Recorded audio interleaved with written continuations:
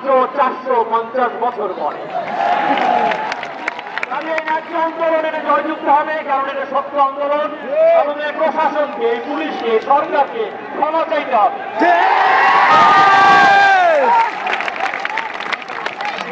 আপনারা জানেন সরকারের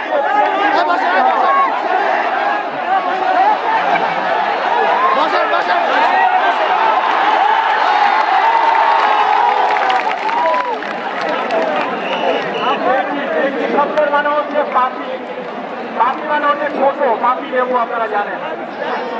সেই পেটি দুর্নীতির পরিমাণ হচ্ছে বছরে 9,500 কোটি টাকা।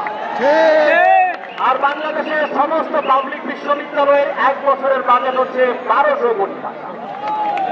শুধু এই দুর্নীতি বন্ধ করে সমস্ত পাবলিক বিশ্ববিদ্যালয়ে বিনা বেতনে পড়ানো সম্ভব। আপনারা দেখেছেন পদ্মা সেতুর খরচ 9,000 কোটি টাকা থেকে 30,000 কোটি টাকা হয়েছে।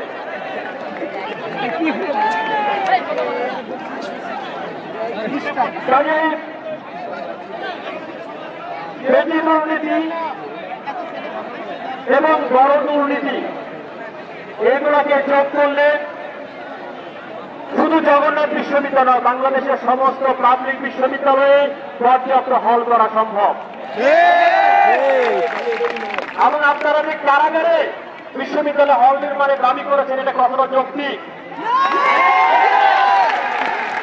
তার উদাহরণ দিই। এটা বলে শেষ করবো, আমি লম্বা বক্তৃতা করবো না। ইতালিয়ান একজন মার্কসিস্ট, তার নাম হচ্ছে আন্তোনিও গ্রামসি।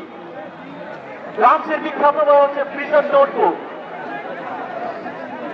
তিনি লিখেছিলেন, সারি সারি দালান কোঠা জেলখানারও থাকে, সারি সারি দালান কোঠা বিশ্ববিদ্যালয়ে থাকে। একটি মানুষকে বন্দী করে, অন্যটি মানুষকে মুক্ত করে।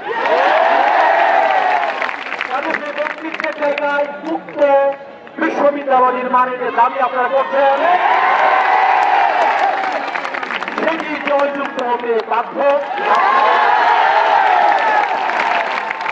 আপনাদের জয় হোক, জগন্নাথ বিশ্ববিদ্যালয়ের জয় হোক।